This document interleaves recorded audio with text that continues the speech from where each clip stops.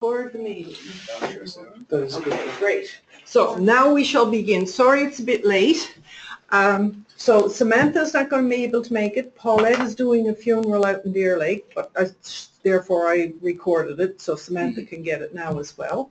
So that's 1, 2, 3, 4, 5, 6, 7, and 1 is 8. That's it. We're all present and accounted for. Marie, for those who don't know, decided last week that she decided to become a student after she had made all kinds of commitments for the fall, and she thought that she might be able to manage all of it, but she certainly wasn't. She's got pretty much a full-time job as a superintendent of a seniors apartment building. Oh. So, I mean, you can have time away from it, but it's demanding. Yeah. And she had booked a cruise with her husband for their anniversary, and which was good because it was during reading week, but now she realizes that reading week is called reading week because you've got to be able to read, and not just time off.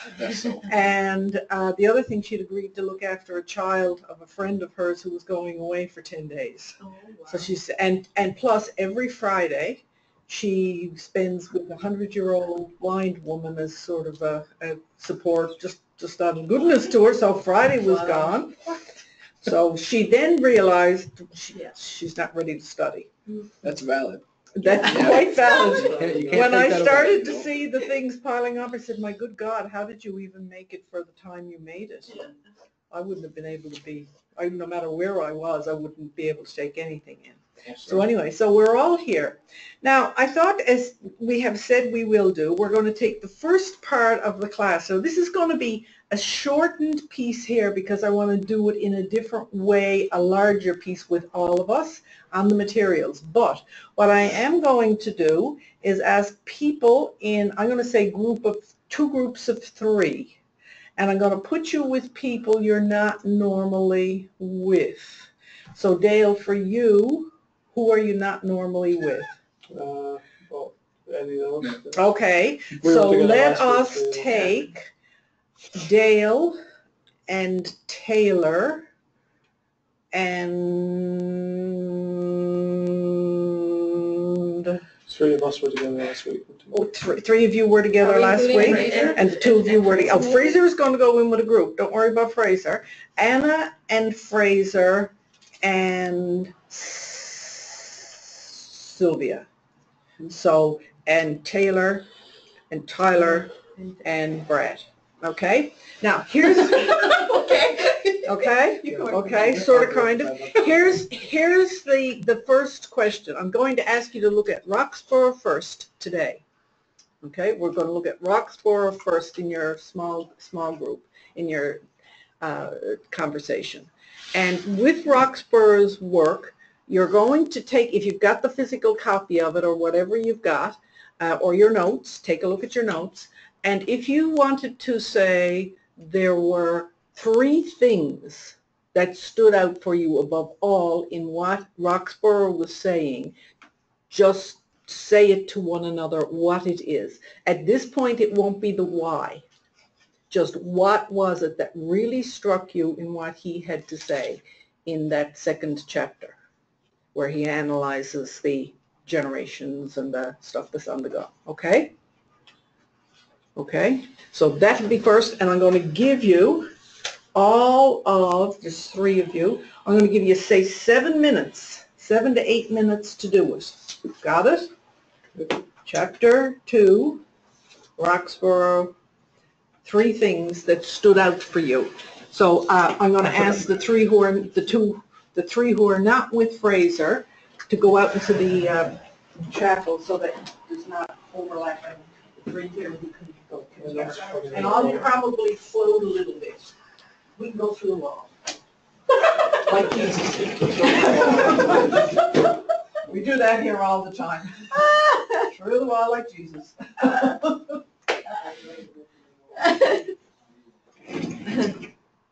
Fraser. Hi. Hey. How are you ladies? Good, good. How are you? Well, thank you. I didn't recognize when she said Roxborough. I didn't even recognize the author's name when she said it. I've only been focusing on the title of the book. Oh, okay. When she said it, I was thinking, Oh no, is that a reading I didn't have? Okay, 3 things.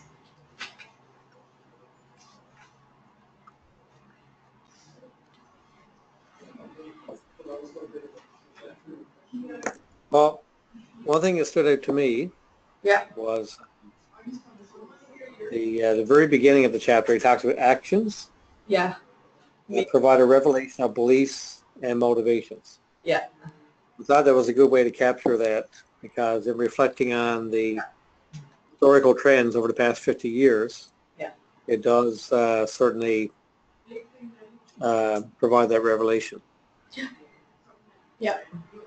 I also noticed that a lot because it said that it speaks more about, you know, our who we are than our statement of beliefs, which is very interesting. So that means that it also guides, right? It will guide what we actually believe so we can change it. Yeah. Yeah. Yeah. One thing for me was the words from page 18, and he says there's a dislocating work of the Spirit. I thought that was really interesting. Yeah. Dislocating, it said it represents a genuine desire to hear the Spirit, but the yearning was mostly co-opted by the culture of experience and self-development and never really grasped the dislocating work of the Spirit. To think about the Spirit dislocating us, you know? Yeah. Yeah, very, I thought those powerful words. Okay, one each. You, Sylvia? One each, Yeah. we go around. I'm not sure that any one thing jumped out at me. When I read it all, I summarized it all up and what I thought of the whole thing. Okay, well, give us that. Okay. So I said, the basis of the church. I felt after reading both books and the classes, and where the church is going, I'll say, in all circles. And this is what hit me right strong. The basis of the church is the home. It has to start in the home. Okay. And if that's absent, it says, do parents see need now to train up their child the ways of God first? And then I could see the second part, and I think I based that on the way that I was raised myself. Raised in a church with in a community with no church, only a couple times a year in the winter and a couple times in the summer. My dog came and both. And our parents taught us the holiness of Sunday. Like, we had special clothes for Sunday. We dressed as if we were going to church. And all the activities that children did back then, we weren't allowed to do.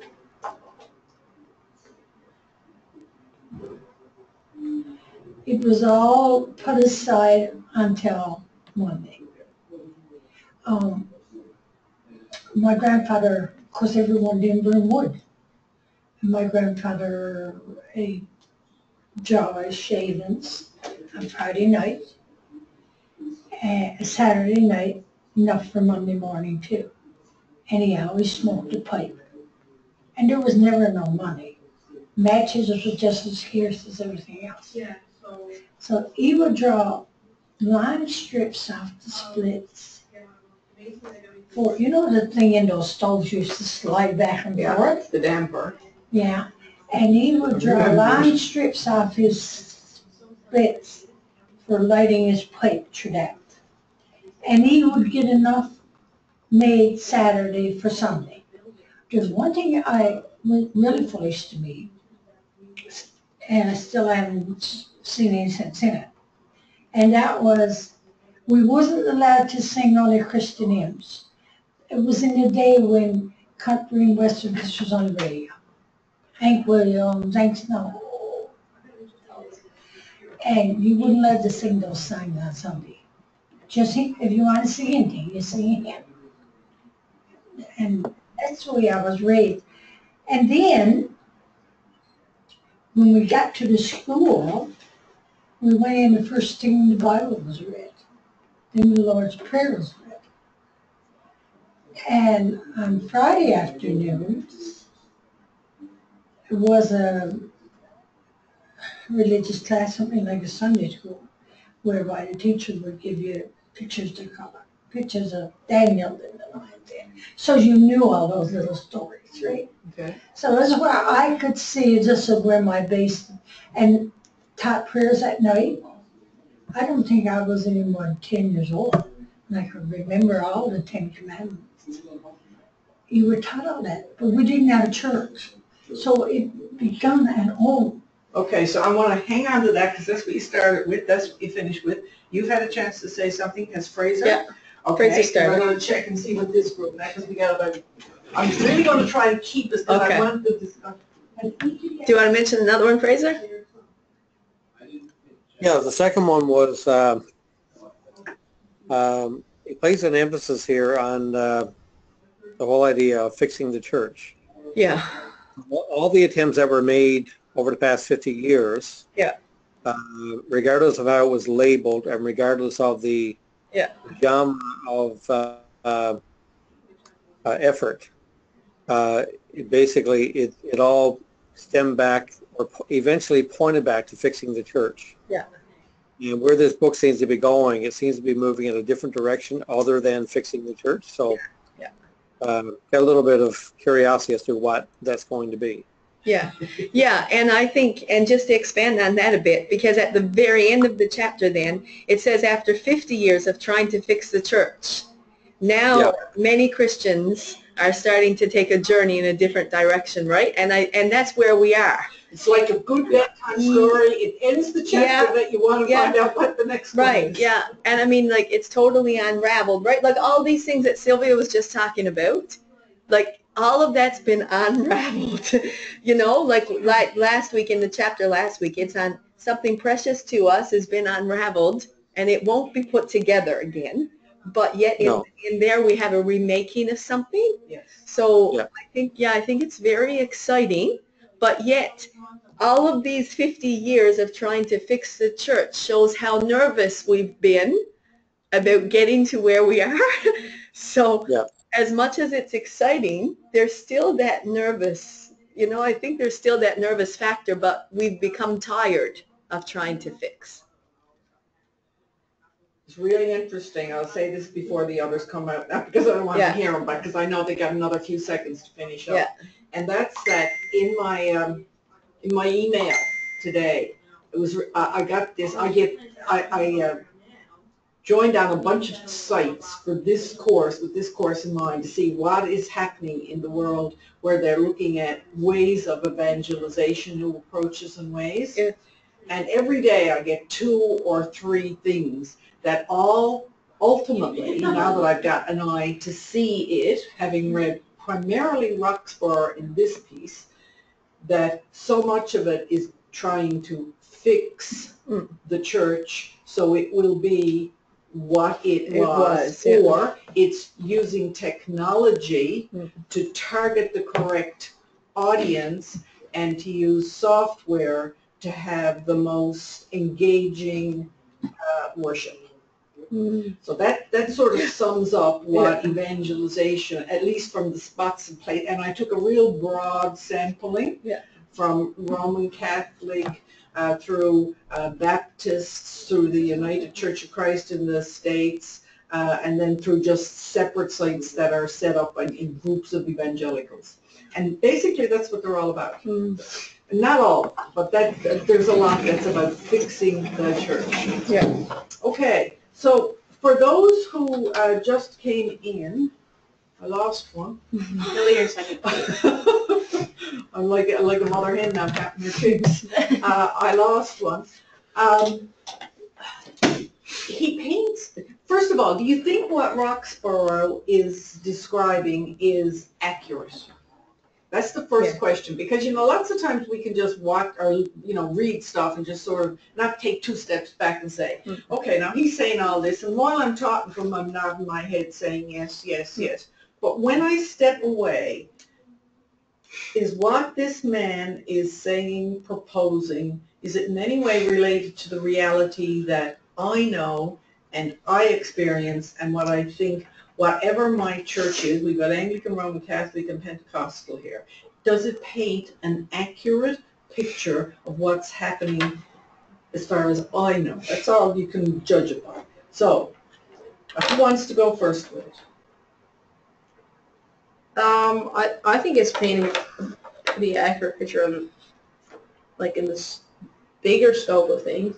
I think it happens quicker and slower depending on what church you're involved in, what culture you're in. I think the unraveling is further along and maybe even recuperating in some parts of Canada, whereas I feel like small town Newfoundland, we're still just unraveling. And that's one interesting piece, because what we found traditionally here, in no matter what it is, whether it's health, education, or faith, you know, whatever, even fashion, although fashion is changing because of the immediacy that you can just click on something on the internet and you can get it delivered to your house by somebody somewhere.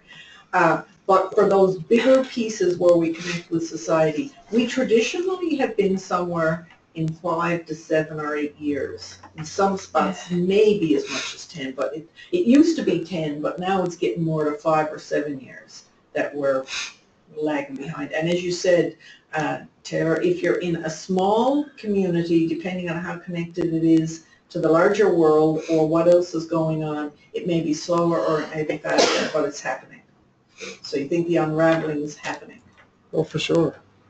You think so, Dale? Yeah. What do you think is the most obvious piece of it in what you're saying? When it comes to unraveling, it's just the attendance. Okay. It's the church. And I go to Roman Catholic Church, I go to Anglican, it's everywhere, you know. And you can see the people you go to a service at the Basilica on a weekday, and the average age in there is probably 65, I'm guessing, right? If you're in there, and there's only about 15 or 20 people in that huge big building. That's all that's there, you know. And I think people are going, not so much the older people, but I go to services and people just go, they just fill the seat. They're not really getting the whole message of what it's all about. You know what I mean? That's my way. I should be moving this camera a bit more. I'm going to try to get myself used to it. Goes the opposite. There we go. Okay. And up is down and down. No, up is up there. Down is down. Okay. You can't always tell. Right and left are the different ones with it. Okay. What about you, Anna? Yeah, I think it's definitely where we are. And I'm seeing this unraveling in the belief system, which is the most frightening, scary part. But that's where it is now. I think the other things we've faced for a long time with the physical, and it's just showing us that we're getting to that. And it's still the point, I think, where we're, okay, just slow down a bit, you know? Yeah. I think sometimes for me, I always say, well, I wish that I was born a few years earlier so I wouldn't have to face on this, because I think the unraveling is there in those beliefs that we don't want to change them, but yet there's something forcing us to look at. And I think that he just put it so, both of them actually just put it so adequately, you know, that it's kind of a shock, but it's true. Okay. 1, 2, 3. I'm trying to remember. No, you didn't get a chance to speak here. I'm just trying to remember who spoke when I was with them where. Okay, so Sylvia. Yeah, you can definitely see the unraveling. Okay, now I'm going to try to get you to talk a little bit more to that camera, and maybe if I went a bit more that way. Come on. Where's this camera going? Fraser's going to be Come dizzy. on, all the long way around. This camera, getting used to it. I will get used to it. There we go. And up is up. It's too far up. And I will get it. It's important to be seen.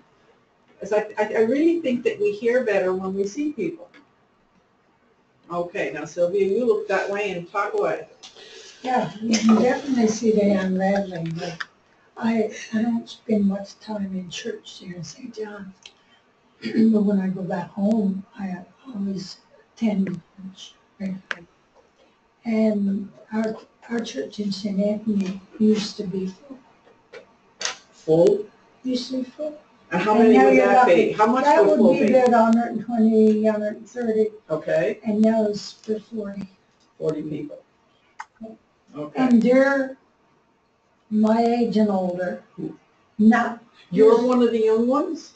there's a couple of couples that's younger than me, but Not the by rest, much. no. Okay, good enough. Tyler. Yeah. One thing, Tyler didn't, I gave out copies of the photocopied stuff, but apparently something happened in the copying, you got only every third or fourth page. So that makes it rather difficult to say anything now. You're going that way, so I gotta go this way. No, I gotta go you're this right. way. Come on, there you go. Man, we're some close still. Yeah, Oh, really there you close. go. I'll bring you back. Yeah, That'd be really nice, close. There you go, so you don't have to, there, how's that? Are you more comfortable with that? Yes, that's Okay. fine. So if you were to take Roxborough Yeah. and talk about one thing, we talked about that each one of the others had a chance to say some little bit about it in a small group. If you were to look at it, and overall he's talking about this great unraveling. Yeah. What is your experience from your ministry and your life on that great unraveling? And if you could look at the camera so we Sure. can, I actually just went out for lunch with someone today, and we were talking about trends in churches and how fluid they are. And we were talking about my youth group and how it started with 4, and then it went up to 20, and now it's back down to 10 again. And the same could be said with the church population as a whole. It was fairly steady. You see a little bit of drop off, and so I would say this unraveling that we're talking about is probably pretty evident in a lot of circles. Everyone's getting smaller, numbers are going down, money's going down. It's a common trend from what I can tell. So in our setting, I would say, it still holds pretty true, right? okay. I don't know what everybody else said, but. So what I would hope to do, I'm not going to move into the Great Migration yet. I want to stick with Roxborough today. And let me see if I can do this. And right now I've got to come over here so I can read this enough. See it. Share screen. Start sharing my screen, yes. Yes. You see that now, Fraser? Yes. Okay, good. And I'm gonna make this small, so just like that. Okay. Now, we're gonna have a conversation around some of this. That's the plan for this part of the class today. Last week, when I gave you the material, I gave you that it's hardly much more than what the headings and the stuff are. But overall, what it is to say, and I'm going to forget the Great Spiritual Migration for a moment, and the words that are the key words that are there, I'd like us to just take a look at them. That of renewal and relational ministry, church growth as the center of our mission, corporate restructuring as the key thing in mission, and emergent progressive church and joining God. Now I'm going to leave that one because that one is still becoming, and that's sort of, as you were saying at one point there, Anna, you're really excited to see what that's going to look like. We all are. But let's look even. If you look at the words that are there, renewal and relational revolution, church growth, and corporate restructuring. What seems to be, if we took again another step or two back, what seemed to be the basic premise upon which all of this is built in the way we approach mission, and even to use, wait a minute, I'm going to pull back one. Let me pull back one. Because there was an interesting conversation that we had here with the three who were here prior to the others joining. And that was Sylvia, who was talking about and asked a question which seems to be totally at odds in one sense, even though you're facing the same direction, but totally at odds to what Roxborough or the way he looks at it. Sylvia asked the question, having done it all, she said something to the effect of, are parents doing anything in the home? Now, that is a question that centers belief and mission in a whole other place than does any of this analysis. Take a look at it. This is all, I'll use the word structural or organizational, every bit of it. Sylvia asked a totally different question. She said, what are people doing in their home? Now, then she went on to say what people did, what happened in schools, what happened in homes on weekends and around Sundays and all the rest of it. And as I was listening, because having read, like all of you, this material, I took another step back. The assumption in Sylvia's description of how things were in many, many places, which was that parents taught you your prayers, they introduced you to the Bible stories, you went to a school where some prayers were said, there was some religious instruction. The community followed a pattern where most things that went on in the community had at least a church presence, if not the church as organizer. Weekends were all centered around Sunday, which were seen as a totally different kind of day of the week in which you dressed differently, did things differently, and stopped doing things so that you would begin the cycle again. Take a step back from that model. Because I asked you to take a step back from this other one and said, okay, this one, if you look at it, what the heart of it was or is the institution, the structure. Take a step back from the model that Sylvia described. If you had to describe that, how would you describe that as a reality? If this is structural, what's that? It's more personal. It's personal, could be individual, even though everybody was doing it, but everybody was doing the same thing together as a community. The words that are on the screen all have around them the words for mission, which interestingly is the name of the series of video clips that's on the PAONL website, the For Mission ones. Okay, it assumes mission is the focus of coming together, and that mission, well, we'll talk about that in a second. In the one that Sylvia talked about, is it about mission? I'd say it's about formation. It's about formation. It's about personal formation for how you see the world, and it gets you ready for something. Now, given that communities were organized totally differently, the interesting thing is that all the stuff we've been seeing, both in the wake of the hurricanes and the things that we have been seeing for the last year around the big fuss around the Come From Away play, about people coming together in times of hardship. The interesting thing was there was a time in this country, in this province, and it's within living memory of a lot of people still, when every day was hardship. And people were constant, like, I mean, you know, you looked out for your neighbor all the time.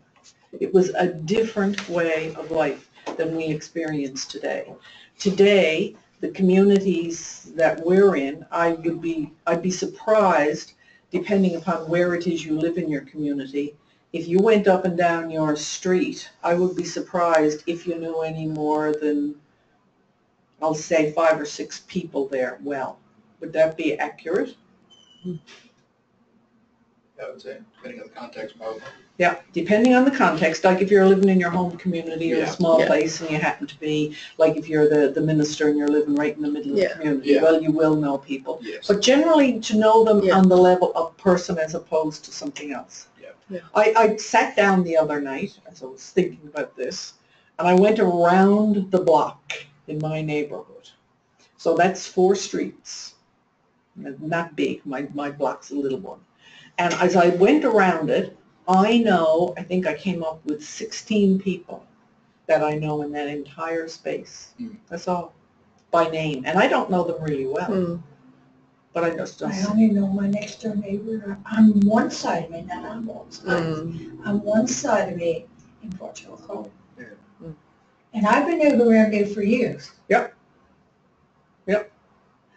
So we that live tells you I'm already- In a different world. Now, it doesn't say that the formation is unnecessary. Possibly the formation might be more necessary today than ever. Mhm. But that can all take place, hopefully, in a home. And I won't say apart from a church because people don't have the impetus, and I'd say they nurture most of them, to do that on a regular basis unless they're connected in some way to a community. Yeah. Because there's no support. So we're coming from a time when personal formation, I'll even go so far as to say, for want of a better word, personal holiness was the focus of the faith community whenever it did come together. Now, if you look at the words that are up there on that piece, where does personal holiness fit with anything that's up there, or formation? Probably the relationship piece. The relational ministry, The 60s. might have, in the 60s, and for 1, 2, 3, maybe 4 of you sitting around this table, you weren't alive then. Not even close. No, not even near it. No. Okay? Sure, Okay. wonder if there was. Okay. Well, like this is important, and I don't forget which one of them makes the. I think it's Roxburgh who makes the comment that and he talks about exile and the church in exile. Yeah. You people don't know what the church was like. That other church that Sylvia, you have no idea of it. You've heard about it a lot. You might see remnants of it from time to time. There might be these little hints like ghosts that appear for a bit and then disappear just as quickly. But it's not there. Personal holiness at one time and fidelity was seen as the be-all and the end-all. There was a point at which we were, because we started way back when to fall apart, we thought, well, we'll put too much attention on ourselves, we'll get mission, which was good, which is a good thing, and we have to hang on to mission, but we sort of forgot the other piece. Okay, so it was just when Sylvia was talking, I just had this, where does, for want of a better word, holiness, and I don't mean holiness as in what we do. Okay, that'll be another piece to talk about. Okay, let's just move on. It was just an interesting piece. Let's see if this is going to work now. No, okay. Now, let me do it this way. And from here, and then it should. No, of course it won't. There we go. Okay. Week 3. Yes, right. The key, this is Roxburgh, one part of this. He says, to dealing with real crisis, which is how people are now seeing the church. Now, all along from the 60s on, we realized first it was a slipping, then it was a disinterest, then there was an actual antipathy and hatred for the church, and then it got to the point where there's indifference. Okay? And depending upon where you stand and where your own heart is, what you name as crisis will be greater in one spot or another. But in this, he says, the key to dealing with real crisis that goes beyond our personal reality is in our abilities to move outside of what we think of as normal. What we think of as normal for the church, what we think of as normal for society. there's a rather oft-quoted dictum these days that the assumptions that created a problem or the mindset that created a problem will never come up with the solutions for the problem. For the simple reason that you've already limited what you're willing to consider when you created this space, this approach, this whatever. You were so committed to it that you forget that there might be other possibilities, which is what he's saying. Dealing with a crisis, you've got to be able to move outside of what we think of as normal.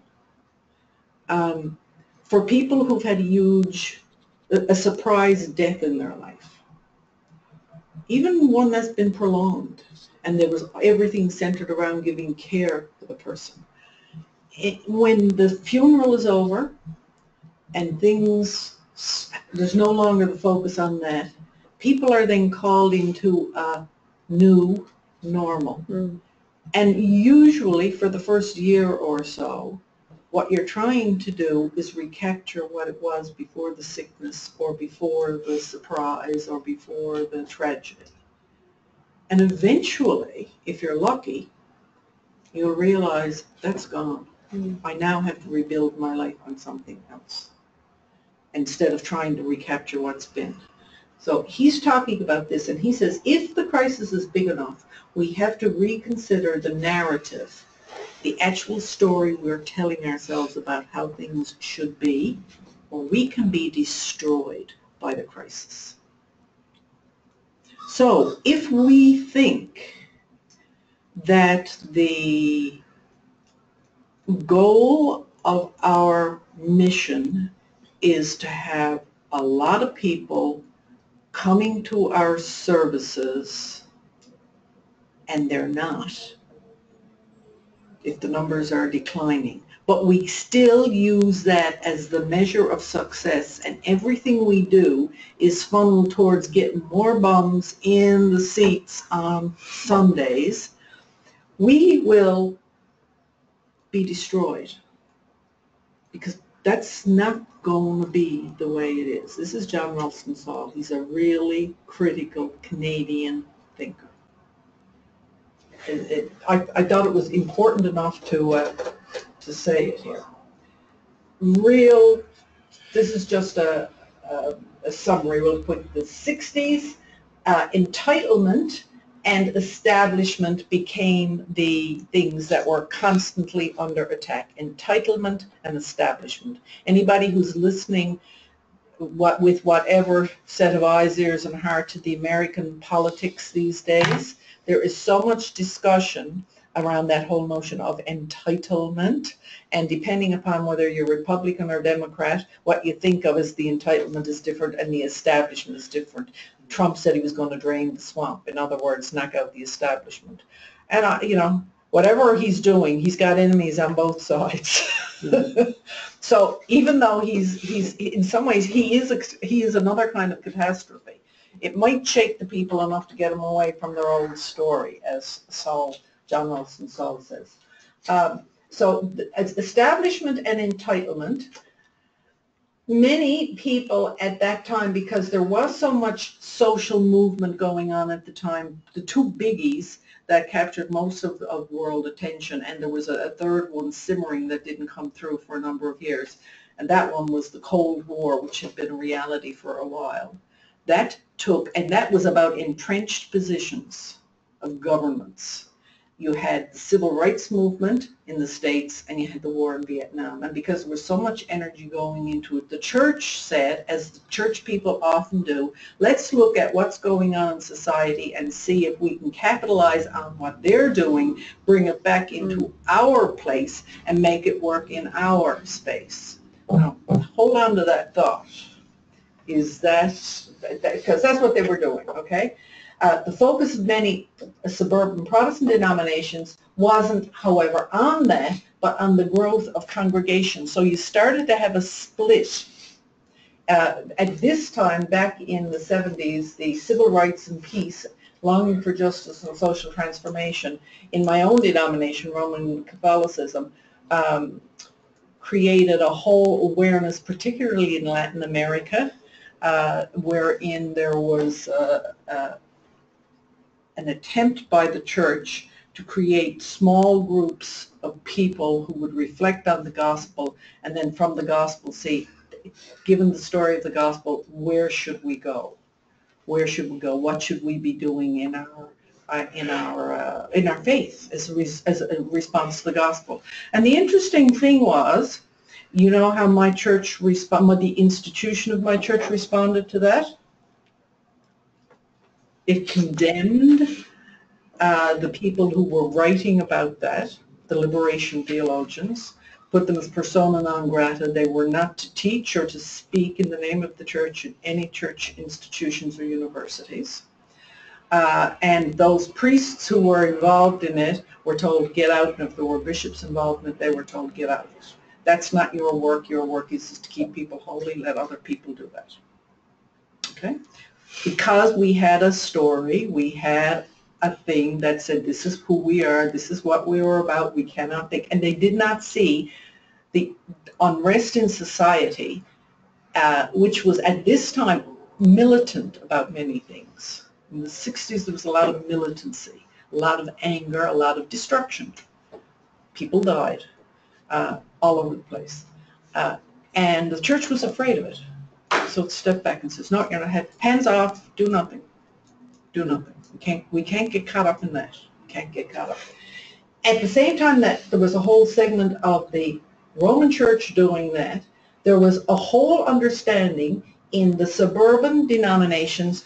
We've got, like today's at our midday prayer, or one of our prayers, midday prayer today, we read the section about that there's lots of work to be done. The seed can die and then it'll have its hundredfold.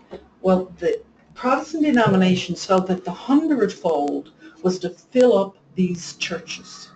The hundredfold is best defined by the number of people who come and sit in your church. Okay?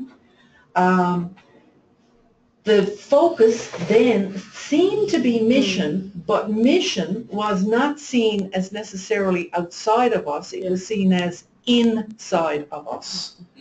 Okay? Yeah. Mission wasn't about the world. Mission was about us.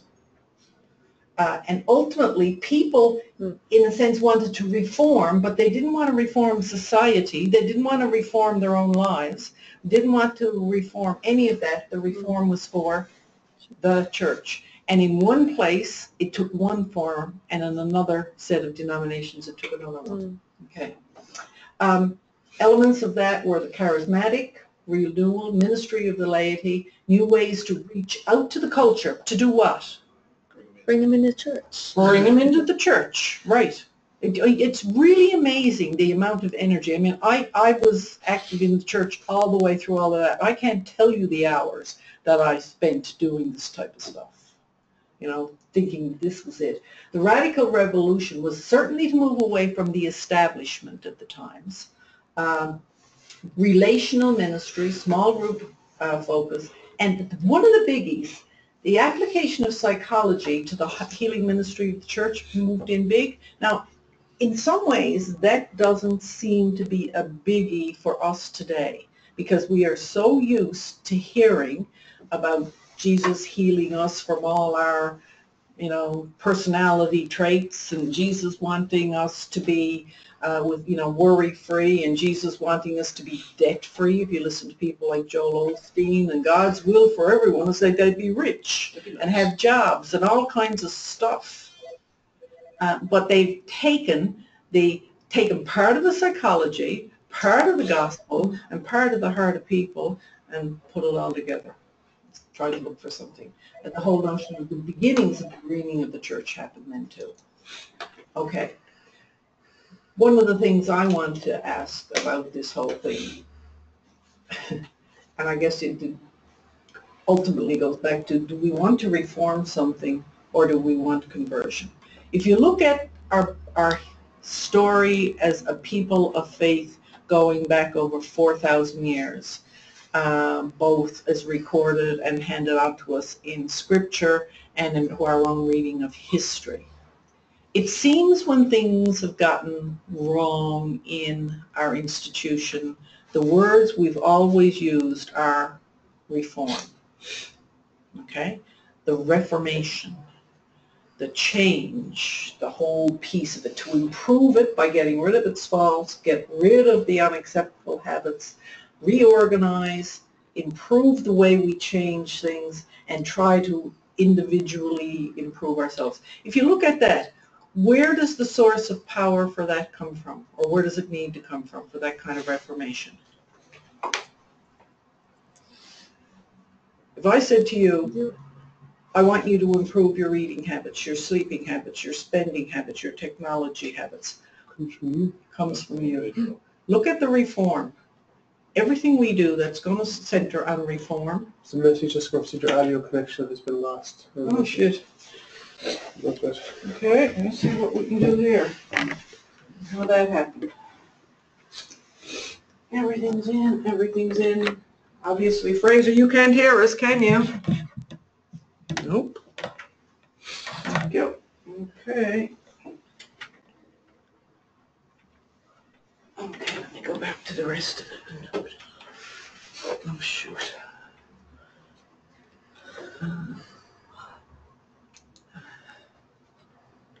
Okay, I gotta come over here to see.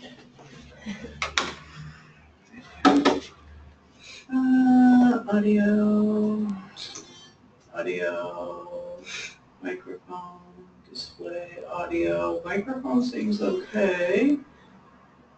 Hello, hello, hello, hello. Audience view, chat, okay.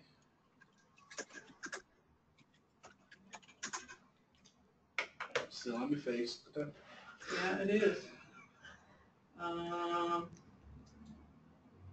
Enter my message, if you can see it. Not an internet problem, is it? Not there, are you, Fraser? Yep, Okay, you hear us? and I was went offline or something.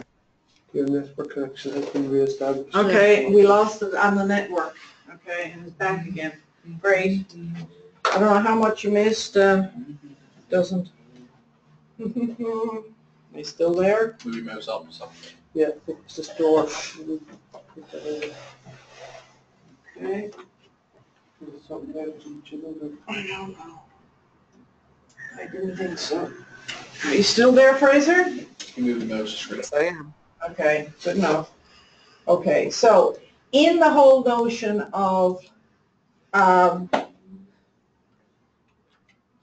reform, the source comes from ourselves. I'm not saying that there's not a role for us and for ourselves. However, in our long history, seen using a different set of lenses, as we see in the Christian and the Hebrew scriptures, there's another whole way to go about change, and it's not about reform. Even though the law lots of times talks about reform too, it normally talks about conversion, which is something different. Where does the source for conversion come from? What's the center in conversion? Jesus. Jesus, possibly. Jesus wasn't around during the time of Isaiah. Not as we understand Jesus. So if you look at our whole history, where do we see that the force for conversion comes from? The center of conversion comes from? The Spirit? Right on. The one continuity from the time that the Spirit of God hovered over the waters, when there was chaos at the beginning of our story of how we came to be. It's always been the Spirit.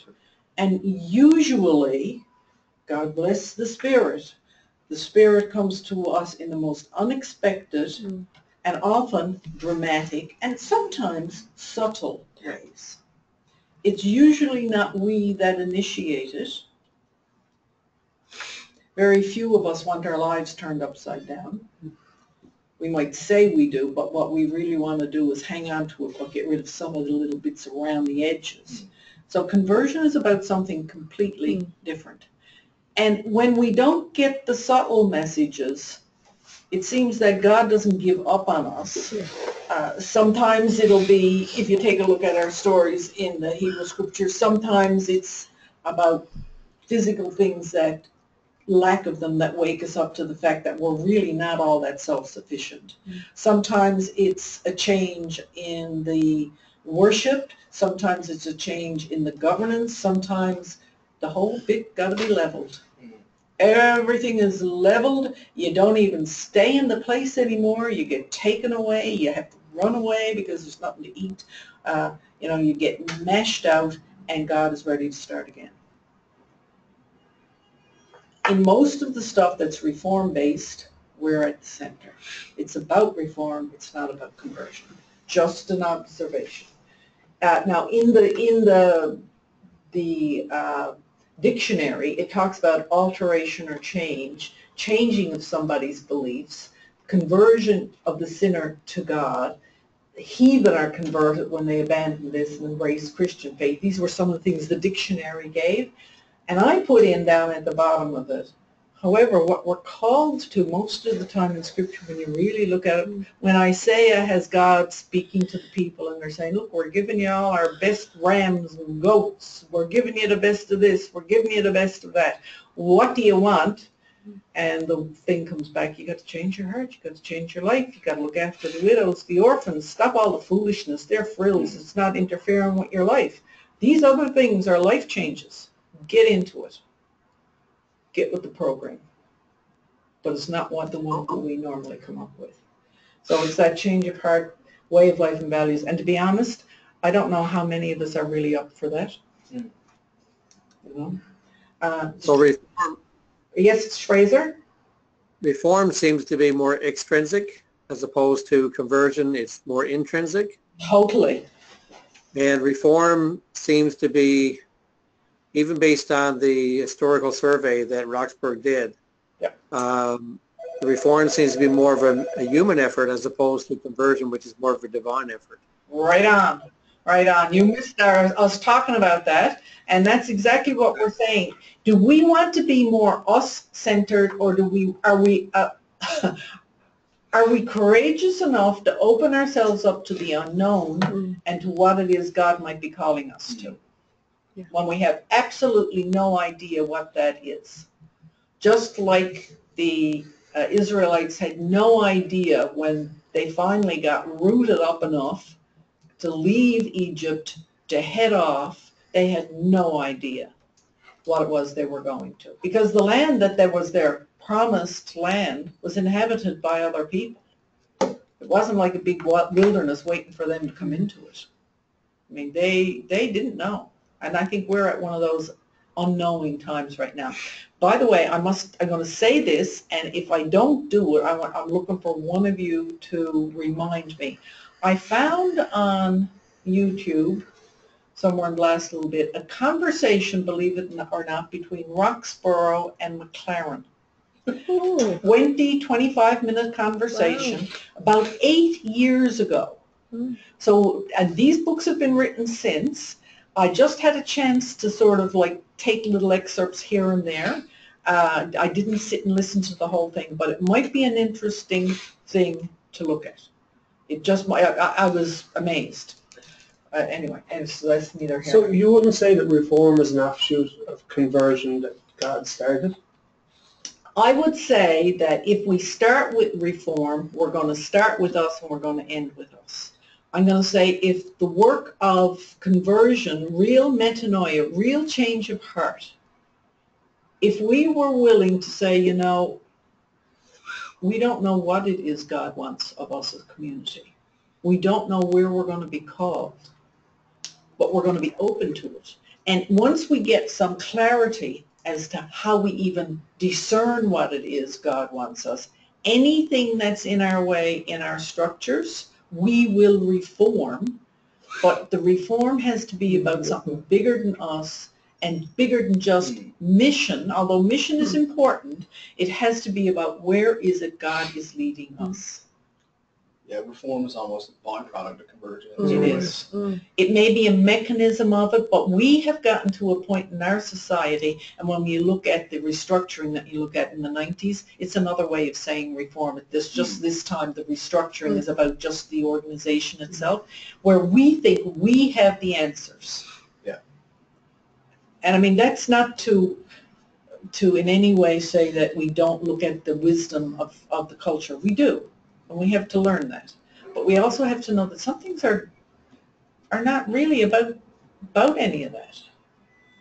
I remember being here a number of years back, and the Anglican Church has, at the Toronto School of Theology, it has 2 theological colleges. One is Wycliffe, and one is Trinity College. Now, Trinity College is what you'd call the more high church Anglican, and Wycliffe is more the evangelical arm of Anglicanism. And we had a speaker here for Holy Week one week who came from Wycliffe. I remember him going by my office. We were chatting before or after one of the services. He said, "You mind if I come in and take a look at your bookshelf?" I said, "No, come on in." And he looked at it. I can't tell you now what was there even. And he looked at me and he said, "Do you use much of this when you're teaching?" I said, "I use some of it." He said, "That's really interesting." Because he said, "You know something?" He said, "A lot of these people are the sort of the prophets or more prophetic people of today." And he said, "Most of our schools of theology," and he say, our own included, is afraid to use those books because we can't control the Spirit of God. Churches are afraid of where it is the Spirit might actually lead. Institutions are afraid because institutions ultimately get to be about themselves. Yeah. They really do. So, yeah. So it's about God and the Spirit, and if we can keep that front and foremost and have the discerning hearts and minds and the humility that is able to name those things that get in the way of that. And that's not an easy discipline for a community to engage in. The whole process of being a discerning, prayerful community that is going to deliberately be faithful to one thing and one thing only, the gospel and where that leads. That's the biggest threat, as this man rightly, articulated, is as a kind of a quip, but all our churches suffer from it because they're institutions. That's not to say that the churches are bad, but there are some aspects of it that are not helpful to the gospel. And we need to sort them out from what the real call is. And that's probably at the heart of 90% of what Roxford's getting at. Oops, come on, move. Okay. Very often the church is primarily, in the 60s and 70s, looking care of its members, its programs, making itself more attractive. It's about itself. Most of our churches, you said that term, they'd be insulted. But there's an element of that there today still. Yeah. There is an element, okay? The church growth movement was focused this time, if you want to look at the reform or the conversion thing, we're still in the reform piece where they're looking at marketing and media. They're looking at the congregational health. And this is an interesting one. The one that looked at the whole congregational health and said, look, how open are they to this and how flexible are they? And, that's interesting, but you can't stop there.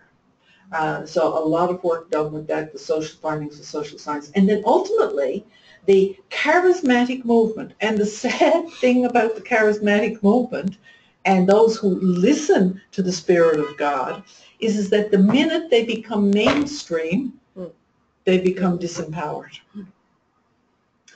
The minute people start becoming more mainstream in the charismatic movement, they become co-opted into the structures that are there to make it more palatable, less disruptive, more predictable, and more manageable. And the Spirit of God is really none of those things. Spirit of God is not predictable. It is not manageable. It is not manageable. And the more comfortable we get with what we think the Word of God is, we're probably needing a good shake-up again. Okay? So, let's move on. Congregational numbers in the 80s and 90s were down. Money was down because of it. Central offices that had been greatly started, although I'd say here in Newfoundland it was just, we're 10 years behind at this point. So when you're looking at it with us, the areas where other places were starting to see the decline was the place very often for us where we were doing our building, the coming together of these diocesan or these PAONL offices, or like we're 10 years behind, but we've caught up pretty close to where the culture is today in the intervening time. So that whole notion, but our big focus and our trust, you know, like my trust is in God alone, maybe. But our trust was also in the business world, strategic planning, and the social sciences. And there's nothing wrong with those. But when we stop with those, if we're primarily a people who are there who are Spirit-led, drawn by the Spirit, called by the Spirit, and sent by the Spirit, we can't put all our eggs in that basket. We can use the tools of it and use what we can when and where we can. But when that becomes the goal, because it's manageable. Here's the program. You do this in the first month. You do this in the second month. By month 6, we should have, and you can check the boxes. Well, then you're putting all your energy into the tool and not into what it is the tool is supposed to be used for. And we've done a lot of that in the church. Okay? In the 80s and 90s as well, there was beginnings of, which again, I'm going to say 10 years later here, that conversation was this the first time we started to talk about a post-denominational world. Young people, a survey done as long ago, I'm going to say now as, I'm sure 15 years ago, easily 15 years ago, was saying that then there had been established a period of at least 10 years, so that brings us back 25 years, like into just the beginnings of the 90s, where young people who went to church did not necessarily go to the denomination in which they were raised. People started going to wherever it was, their souls were fed, their friends went, their partner was, and felt that was perfectly good. No reason to stay Pentecostal, no reason to stay Anglican, Roman Catholic, Baptist, United Church. Go where it is. It was the beginning of a kind of a softening of the edges from the inside. From the inside, not from the outside, even though there were forces affecting people, but it was from the inside. At the same time that this moving away from your own background was, people got into not just post-denominational, but possibly post-Christian, where before, I can remember as a child, and this is a long time back, this is ancient history, but the ancient history had a hold in other ways. As a child, asking a question in a catechism class, we were given the word immortal as a word we were supposed to know about our immortal soul that will never die. And being a kid who probably didn't pay enough attention and not knowing the difference, asked instead what immoral was. Now that's a pretty normal question. This is grade 5, so I would have been about 10. Asking what does immoral mean? And you know what happened in the catechism house? I got sent outside the classroom for asking such a terrible question. I still didn't know what immoral meant. It could have been jelly beans. It could have been jelly beans for all I knew. But the very fact that you asked a question that wasn't within the form or wasn't what was expected, so that was asked out of ignorance. But there came a point where not out of ignorance, but out of thinking. And I will say this is a gift of the young people to our churches, which has not been received by our churches, where they begin to question, why do you do that? Why do we have to believe that? I mean, I remember the story of a little one. A friend of mine had her 4-year-old can't remember, it was a niece or a grandchild, grandson or granddaughter in the back seat of the car going out Thorburn Road just on Good Friday. And my friend, who was the grandmother, figured, my kids are not raising this grandchild of mine the way they should. So she said, do you know what Good Friday is and you know what Easter Sunday is? And the little one said, yes, yes. And she said, well, tell me about Easter Sunday. Expecting to hear the little one say something about the rabbits and bunnies instead. And she said, well, that was about Jesus. He came back from the dead, and said it like that, came back from the dead. And my friend said, what do you say? She said, it was a little girl. She said, Nanny, you don't really believe that, do you? And my friend who was driving out Thorburn Road said, what do you mean? You don't really mean that somebody who died, you don't really believe that somebody who died could come back and be alive again, do you? Now, that was a 4-year-old. Mm-hmm. We have an entire culture that was an unthinkable question to ask in the church. Yeah. That's still an unthinkable question to ask in the church. But we have not a 4-year-old who's asking it in innocence, but also out of a sense of understanding, because they knew what it was to have someone die. We have a whole group of people who ask us those kinds of questions and bigger questions. Do you even think there's a God? Do you think this is all just chance? And we normally silence it by saying that's not the kind of thing to talk about here, or, well, you know you believe in what the Bible says, and we don't answer it at all. We stop it, and because of that, we've lost a generation, 2 generations. Now, does it mean that by not engaging, we are giving either assent or negation to what the question is asked? No, it just means we're not even willing to entertain it. And it's our unwillingness to entertain. I think at some point in the book, was it him? No, it was the other guy. It's McLaren who talks about us being incorrigible. We're not able to correct. We're not able to explain, to be open to questions. Okay? So there's a whole generation of people who've given us a gift as a church, if we would be willing to engage in it, which is to answer questions, to examine them. The whole notion of exile, there's no exile for you guys. You never saw another church. This is the way life is. Just like all the children who were born in Egypt never knew another way of life. They were used to having meals. They were used to having work. Not great work, not great conditions, but it was meals and work, you know. And the location of churches in the 90s, is all the younger generation knows, and they now are fed up with that and want to do something. If I'm going to be part of it, I want it to be more alive than this. You know, got to have a point. So, really fast, the Euro-tribal churches. Have you gotten used to hearing yourselves called a Euro-tribal church yet?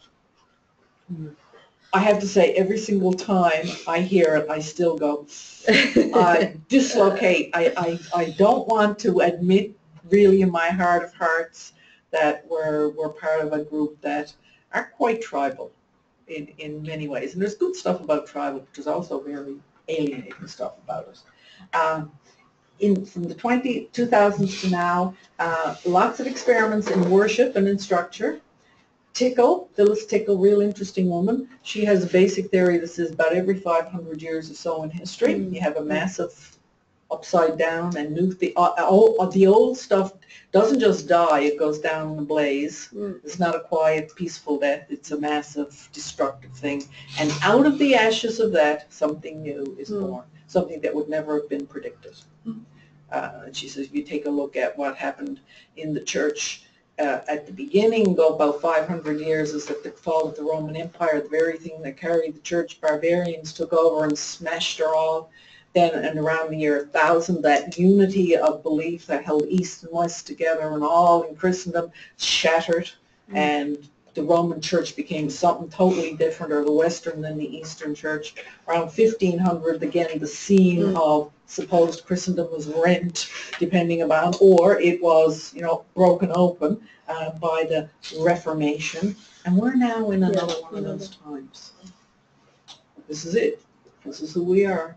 This is a new time, and the emergent church was, now he uses the word was, and I found this interesting because I think it's still happening out there, was a brave attempt, he says, to reimagine and reform churches with a focus on an ancient practice and use of social media. So he's saying that even those groups and spaces, because I still think there's still hope for the emergent church in certain populations, he sort of says no.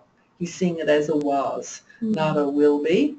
But that's, that's fine. We have differences of opinion there. But to talk about where we're going. So, question. When we're looking at the church and where the church is going, I ask the question, are we fooling ourselves as we go about reform or what we think it is that we're doing? Isn't it really all just about us? Because I still think an awful lot of the energy that the denominations separately, and I will say even across denominations in projects that we're entering into, is really about, oh, look at how good we are and how much we can do for you. Yeah. We're still there. We're still there. Need-oriented evangelism, as he talks about it, is a method that leaves those of us in the church in control of outcomes as we determine and meet the needs of others. This stance, despite best intentions, turns the other person into an object, and we stay in control of our own lives. It's the clean hands approach to ministry. What would you, if you had to respond to this statement, turning the other, if we look at it, what's your thought round about that? What's your turn? Ouch. Ouch. Big ouch. I think this stream of thought that we've been talking about all morning, it kind of underscores everything we do as a church still. Even if you think about like the programs that we, in my context, I guess I can speak to, at the end of the day, we might talk about trying to do it for other people, but really what we want to see is people come into church at the end of the day. We like it to be clean and organized, and we like to do it as best as we can with flashy things and big budgets and blah, blah, blah. But at the end of the day, I think this is what underscores our thinking, whether we like to realize it or admit it or not. I look at a place like the Gathering Place down there, and there are those who are saying, why is the city and the denominations and all the rest of them constantly throwing money into that? You're still going to have this crowd on the street anyway. Well, that's the analysis that's often given. Now, I'm not saying that there are not other approaches, but that's one of the few ministries here that really stays about what it says it's going to be about. These people need to have someplace warm where they can come in and get something to eat and drink. Salvation Army does the same thing, and George Street United does with the Tommy something or other, I can't remember the man's last name, kitchen down there. These are places that are not asking anything. And there are those very critical within the church and within government who say, we're throwing good money away because we're not making them just like us. And it's very difficult to know what happens when we have no expectation. But I think there's one thing to go and have no expectation and just never do anything else except put out. But if somehow we can be with the people to really hear what it is they want, and then have the courage to go where that is, even if it's somewhere we've never been. Like, what is it like? There's a friend of mine out in Carbonear who's trying to get, actually I think in this municipal election, the town of Victoria out there, he's trying to get a ministry he's got running this U-Turn Ministries Center, and they're trying to get a home for people a support home that will have people from 6 months to a year, people who have been addicted to drugs primarily, but I think it could be alcohol as well, but a residence where they live in a controlled space over time without a whole lot of drugs to do it. And he's been given the building that's been renovated.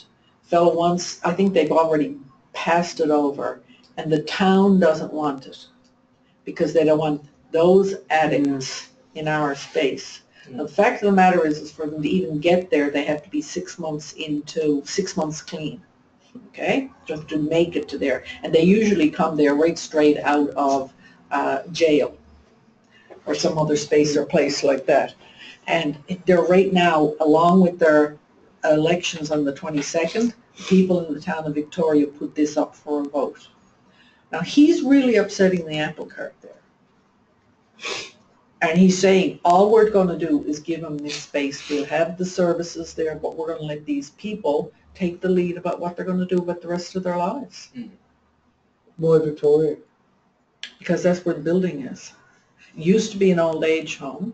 There's a businessman down there who owned it.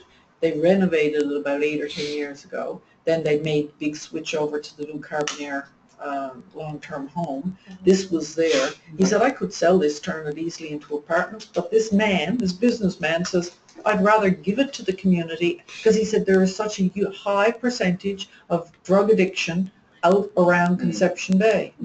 So these people, those addicts, are the sons, daughters, husbands, wives, and neighbors of the people in the communities there. So he wants to give it. That's where it is. But because they're not saying we're going to specifically do this and this and this and this and this, I know where that one came from, but the community is afraid. And he's doing it out of a faith-based piece, this guy Jeff Bourne. I don't know if any of you know him, but interesting fellow. And he's had meetings with he's had meetings with government, he's had meetings with the community, he's been on, I think he was on CBC TV last night or on Paddy on the open line. He's been everywhere. He says, there's nothing I'm too proud to do to try to get this going. Because he really feels his spirit led. He said, we weren't looking for this. He said, we hope we get something someday. And this man comes up and says, I've got this facility. I'm willing to turn it over to you. You know, he says, this is spirit led. But spirit disrupts. Spirit doesn't have a whole lot of patience with us wanting to make people just like us. It's really the problem. Sometimes we're a part of the problem. We put limits on God and what God does and where God is to do it. Now, I got to find us where we are. Okay, I think we looked at some of that. Go past that. Yeah. Past that. Past that. Come on, next one. Which one is that? 10, 11. Okay, past that. Past that. Right there. Right there. There we are. Okay? This whole notion of turning other person into an object where we stay in control, as long as we're totally in control, I don't know what room that leaves for the Spirit of God. Now, it's one thing for me to say that in my own personal life and to be willing to go with it. But it's another thing when, as a leader of a congregation, I ask an entire group of people to move into that space where we will no longer be in control. So that's what this guy, Roxborough, ultimately is moving to. How do you get to move into that listening, discerning, responding, constantly looking at and evaluating who we are, what we do, how we do it. That's sort of going, okay? Okay, I think, do we need to have a little break? What time is it? 3:25. We can either have a break or we can go to 4 o'clock. What's your energy like? I can do the 4. And then move. Oh no, my lunch not pick me up till 5, so Let's take 15 minutes. Let's take 15 minutes, get bathroom breaks, caffeine infusions, fresh air, That's hilarious. check up on your media, whatever you need to do for 15 minutes. She's picking It's mushrooms, so I got pushed to 3:35. the, She's picking 10 to 4, we'll be back. she found a spot where there's shiitake mushrooms or whatever, and she's picking them. She don't eat them, she just picks them and gives them away to people. So Wow. it's been taking up her time the past couple of weeks. There's all kinds of mushrooms growing everywhere Yeah. right now. I thought they were poison. Some are, Shiitake mushrooms are wicked. some aren't. Are those the big ones? No. They look like, when she puts them in, she gets them all dried out and stuff. They're almost like potato chips when they look from the Yeah. distance, right? They're kind of orangey. And Weird. I don't like them. Some of them are poisonous, some of them are hallucinogenic. Are you Yeah. going up? I learned the They're good ones. hallucinogenic ones when I was Very good teaching in My high school, wife is friends with a and the botanist kids from Go on. Memorial. kids showed me the ones that they were looking for. The right ones, right? And he usually goes with her. John, somebody, he's a botanist, he works over here. Yeah. And he there's 3 or 4 of them usually goes together. But she's gone herself today. Again, I know where she's gone. She's Yeah. gone to If Montgomery anybody Gardens. needs a book and hasn't chosen one yet, there's those there. Plus, if you want something for further for your second, looking ahead to your second assignment. Books or Although if you're like most students, you're just keeping up with your reading, let alone getting your your first assignment done. Oh, man. So that first assignment. Yeah. Is due October 6th. Yeah. How hard and fast are you on that? Well, I'm going to bring in. Yeah. I think I did I? I say that because I'm going to be in Ottawa Oh well, no. for a week prior. Here's okay. I'll talk about it when I come Just back. vacation? Talk about it when I come back. I want to Yes ask you a and no. question on it too. Yeah. Do you want So to, kind of. I'm doing it off from one book. Right. Yeah. So when I put That's some cool. quotes, do you want Is to it a put them friend up to there? know? Yeah. Or just Yeah, put use it them for my wedding. brackets Our best and man is. put the big lines? So I'm flying out. See, What I want you to do for that one is give them the notion of what it is. yes, As all your you best put, man. as you're putting Wow. quotations after, just put I page didn't number. spend much time with it when I suits. Bracket with page I number, didn't really a fit it. little, you know, Yeah. that's it. I think it was. Because you don't need. I don't know. I don't know any what's in raw Dale's you life, don't but I need can it. It's a fantastic Yeah, and at spot. the end, I dropped you'll it say, in or the the very program. first, for your first For thing my you last put year. in, when Are you you serious? first quote it, you put it And then you in came there, back here, and then didn't down on the bottom there, you put. You the missed name out on of the $5,000? book, the author and that stuff. Mm. You're so Then after holy. that's Oh my just- gosh. I, He's so holy. isn't he? Yes, because there's people in that program that should never be in that program. Yeah. And No, that I, really boils my blood because I've never got a penny from head office. That you And these can people get thousands of look dollars at and and never see do ministry. I know you showed Really? it on there. Well, So- frustration. Yeah, no, I dropped in my third year What going does to it the actually fourth. I look stayed like? up there for I can last get year. you one. Graduated I'll with get just you regular one, of course. bachelor's Remind of me if I theology, forget, but yes, I besides can get you. theology. Wonderful for me. And then Give you a I look at, this came is back what if you had after, it This on is tab, college, it'll be but, look something like this, the came cover back look like and this, did my Yes. the credentials. footnotes and look started my like master's. this. Yes. Oh, I And here's looked the at thing, it. yeah, That's what I yeah, Those I'll get courses you on. one of them. So I did No 5 trouble. masters. You had- I'm going to dress mine up, There's let you have a like look at 9 it. courses you Okay. need. That's fine. Yeah. I'm pretty, I'm confident. Oh, but and because you switched out, You know, you I'm didn't not- have some of them? Yeah, I didn't do them. I've You been enjoying only enjoying switched it. up for 1 year. Most of them happened before 4 years. Oh, so you didn't come back here for your internship too? I did because you need an internship to get credentials. Right. So what I did was I did my internship at Park, but I was hired there.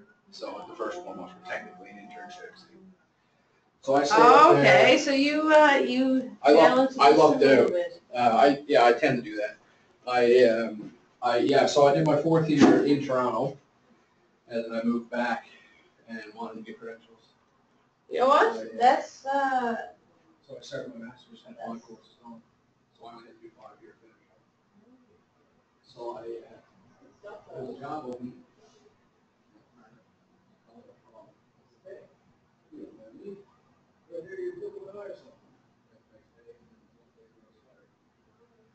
So he would clear snacks.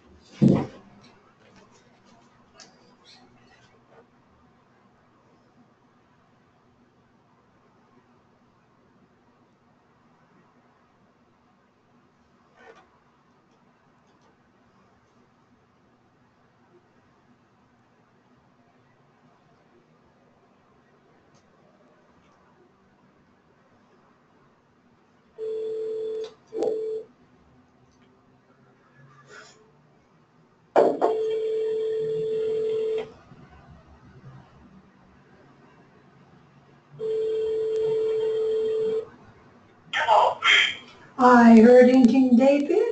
No, babe, I haven't been down to Carlsbad. No, you don't know if Glenn was down in the funeral home or not, do you? No, he's down to Carl's, I know that. Oh, he's down here, Carol.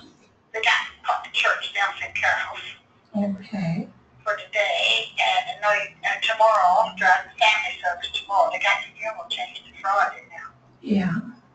And family service is tomorrow night, the funeral is Friday. But then they're going to bring him up here for the funeral service. So you never heard what happened to him? Not Glenn, no, but I heard that Brian died with a seizure. The seizure. Yeah. Yeah. He used to have seizures anyway, because Alan told me that the other night. Yeah. Yeah. So he must have died with a severe one, I'd say. I'd say maybe Glenn now, I don't know. Yeah, probably was me. Yeah. Yeah, that, you know, And then living now. Right? they talked so much about Glenn, all the crowd, right? All of them. Yeah, they did too, yeah. Yeah. Well, I think I'm going down after supper now. Oh, yeah. See what's going on and all that. I got a card here for Penny, so I got to take that down. Then I'll deal with the other one after they get Easter Clinton straight away. Yeah. Yeah. Where you going, man? Class, so we had a break now, so I come down and call you. I called her earlier and there's no answer. Oh, no, I'm sitting to John Gray. Oh, I see, weird with me. Yeah, So- and I wouldn't want to go, and I said, well, yes, it's just will go on. Yes, mate, that's right. Yeah, I'll go on anyway. Do somebody something good. Yeah. The residents be glad to see you coming. That's right, mate. That's Yeah. So, you don't do nothing for nobody else, you do it for them. So, no, I'm for anybody else. true. No, indeed, that's true Yeah. to me. Yeah. No. So you're not finishing court 4? No, this class don't end before 4:30. I don't get over to Tommy these days, Wednesdays, until 5 o'clock. Oh, I see. It's, Oh, it yeah. starts 10 to 9 in the morning prayer. And Yeah. then after that is class in the morning. And then we stop for dinner at 2 o'clock. This class starts 2 till 4:30. Oh, okay, very good then. Yeah, very good. So the 2 classes Yeah. is on Wednesday. Yeah. But on Tuesday, there's a community dinner, all the college faculty and all. Okay. And there's a community dinner. And after that, there's a free session on, just on prayer. That's what was on, different kinds of prayer. So I said, well, since it comes up to the prayer and the dinner most of the time, I just will stay to the evening one too, so I do, you know. Oh, yeah. But Mondays and Thursdays and Fridays, I haven't got no class. Oh, yeah. Oh, very good. Very good, man. Mm. Yeah. So I'm just going out for till the end of the year. No, that's until the last week in November. Oh, you were finished it. I'm finished then, yeah. Oh, very good. Yeah. So I don't know if I'll take class the winter or no. I don't know how many more classes I got to do. I think I might, I'm thinking I got about 3 more classes to do. So if I have, what I was thinking was that I do 1 the winter and then do the other 2 next fall. Oh, yeah. That's what I was thinking. That's what I was thinking, because I don't think I can handle any more than 2. No, not much point in going through that. No. Don't be too hard for you. Yeah, I slow study, I'm slow reader, right? Yeah. And that makes for a lot of, Oh, yeah. Yeah. Oh, well, you still get it, though. I'll go at it, man. Yeah. Did you tell them take pictures of them? I did, mate, and I'm going to have to take it down to Surrey, because I can't get them tonight. You know, I got Laura's kids' quilts down at the box, all done up. I said to her a couple nights ago, I said, I'm going to call Laura and get her address. No, I'll do it tomorrow. I said you want it tomorrow. I haven't got it yet. Okay, We good? Can't get it. we're back. I'm gonna have to get Saran. Yeah. And get We'll Saran. be back. So I don't know if Saran got your email. Lead-oriented evangelism. Like, for example, the gathering place could have been turned into a place But she where the got your email. gospel's preached and we're trying to get them to come to our services. Yeah. But it's not. Yeah. Yeah, in the email. You got Because Yeah. it's said, and it tells people it's there to provide them with a hot meal, a safe place, Yeah. a place where they can get some of the basic needs, and it doesn't then view You them know, as a yeah. project, but only as a service to be offered. To. Because most of these people are going to be on the streets for the rest of their lives. Yeah, pretty much. We're not trying to change them.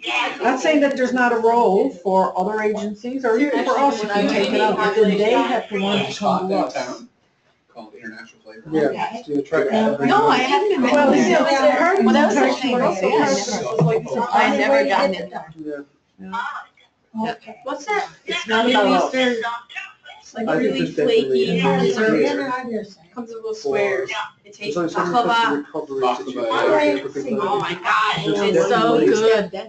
I work for more spiritual It's based. not 100%. really sweet. I have some good books. Like you home don't about need some sugar to writing scotch college. it. Having that Turn dessert. Ministries. Yeah. Or whatever they call it. They work with people who don't You watch the use Food the Network? It's not on the methadone network. and stuff. You know, it's, Who are you know, it's Buddy's Bake spiritually Shop, fed, eh? the 12 steps. Yeah. Buddy's Bake Shop? That's You what ever see his that? his ministry is. Carlo? Okay, with that, Fraser, are you with us? Oh, you've seen it. Cake Boss. Yeah, I've seen that. Okay, yeah, that fella, yeah. I'm like, no, you have to know him. Yeah. And, they have one of them bake shops, man, in the Florida Mall.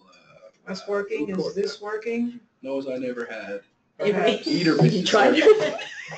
Eater bake.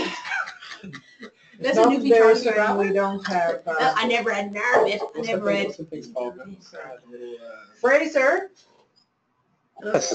okay, just being sure you're Guess I back. never had your- Okay, let's move on, let's move I'll on. take the base. Missional Church. Come on, wake up, here we go.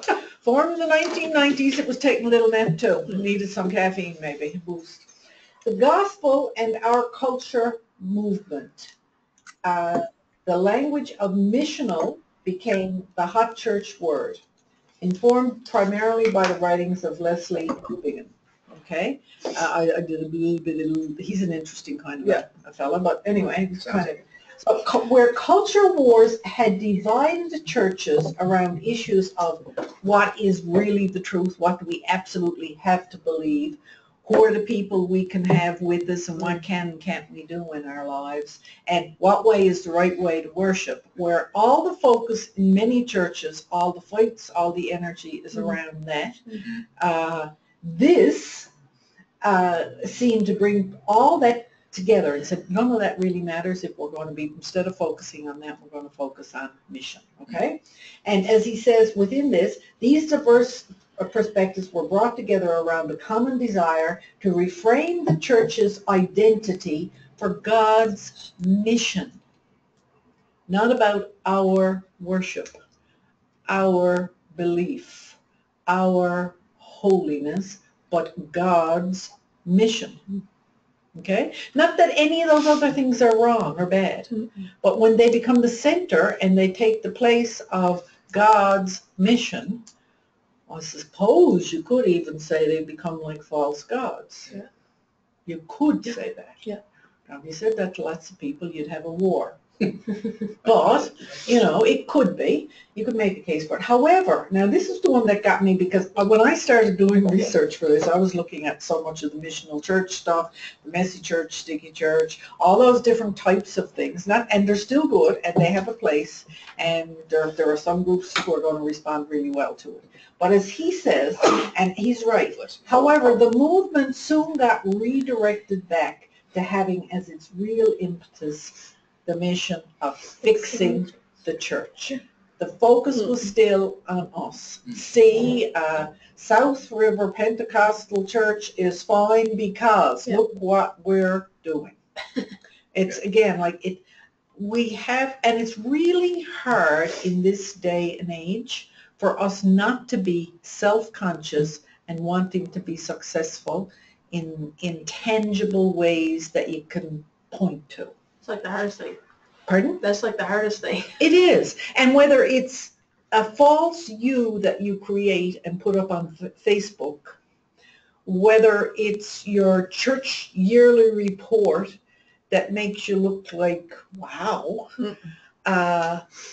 we're caught into it. We're sucked into that vortex. It's almost like, you know, I can remember, actually it was Good Pentecostal, Andrew Milley being here in one of the Christian education courses I did, and he took the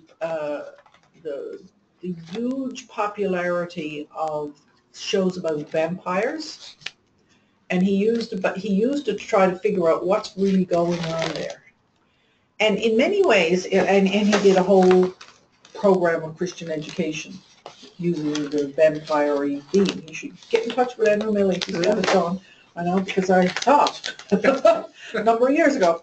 But the thing about it being is that in many ways, we are part of a culture that gets our life sucked out of us by external entities that are insatiable, that never die, and won't let us go. And the church has been bitten by the vampire too. Yeah. We've all been bitten by that vampire.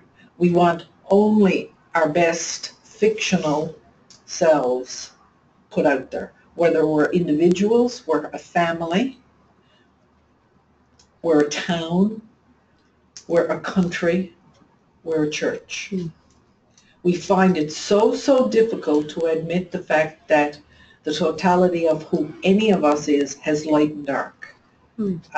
And to deny and repress and put all kinds of energy into hiding the dark doesn't do society or ourselves or our institutions a service.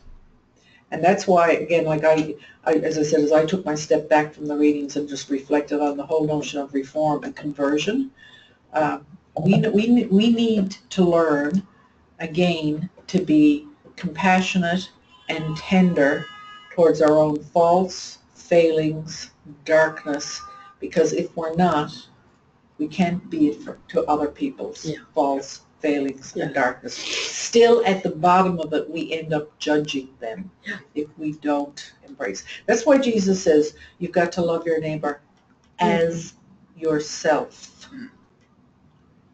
If I can't somehow admit, that I suck at, or I take the easy way out, or I'm afraid because what would it happen if? If I can't admit that, even to myself, how can I work with another person and not have them become an object, as the previous slide said? So there is something about that conversional space that's a healthy space, because for conversion to take place, we have to admit first that there's a need for it. If we're the perfect congregation, why would we change anything? And now that I'm saying that out loud, that perhaps is one, not only, but one of the forces that's present in many of our faith communities, and that explains some of the resistance to change. They don't want to see the areas in which we're not successful. They'll only focus on the things that are really good.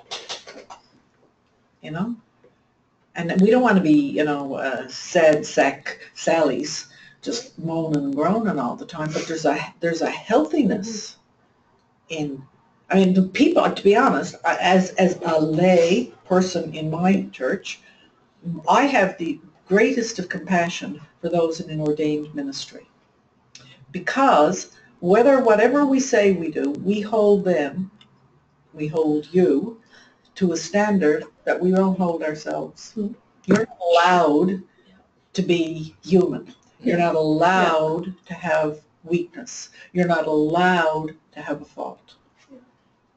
And I think we're killing our ministers. We're killing our leaders. We're like, I don't know what we're like. We're caught in Never Land. We want to grow up. That's it, I think. Anyway, so this, again, all of these movements can be really good as long as we don't take them and then channel them into fixing the church. Church is never going to be fixed. I mean, the church is a human institution trying to do God's work, so we're always going to have failures and faults. We're constantly going to have to be open to conversion. In those churches that practice the liturgical year, that whole notion of Lent every year, again, and I'll use the word emasculated because it's the one that pops to mind as most graphic and violent. We've emasculated the power of the season of Lent by making it something that's only about individuals and not about the church, that you need to reform yourself. We never look at what, let us take the whole season leading up to Easter for time to see where we as a community are not living up to the gospel. And let's see what we can do about it. See where God calls us in this. That could be, I mean, really dramatic. Maybe we'd be ready for Pentecost. Maybe we would. Okay, that happens there. And that was a click to add text. That never got one added. I'm hitting enter. Backspace, backspace. Whoop, just delete the slide. Okay, undo. There we go. The list of new initiatives can be extended. What? I said, you got the whole keyboard, you're just shortcuts everywhere. Yeah. I've been at this for a while, Taylor. Pop her up full screen, then you can click the arrows again if you Oh, want. that's right, she's gone. It somehow came down from the slide. There we go. Okay, no, back one. The list of other new initiatives under that missional church can be extended, he says. Liquid Church, I hadn't heard of that one. Never. Sticky Church, I have. Fresh Expressions of Church, Messy Church, Simple Church, Back to Church Sunday. There's a Slow Church thing that's on the go. They're all these, let's look at who we are when we gather and what we do when we gather. But it's mainly about the gathering, not about the going or the doing or the changing. And insofar as they are successful in what they do, they're great. But again, is that who we're called to be? Are we called to be people who come together once a week to listen to the Word and then go off till the next week to come back and listen to the Word? Or are we meant to go and do and be, ultimately? All of this, they all hang on to the conviction that the church is the center of the problem. Okay? New monasticism, which is something, by the way, that one of our students here convinced me that he was going to do his assignment, his first assignment on the new monasticism because he's caught his attention so much. It's kind of interesting. It's been interesting to me for a long time.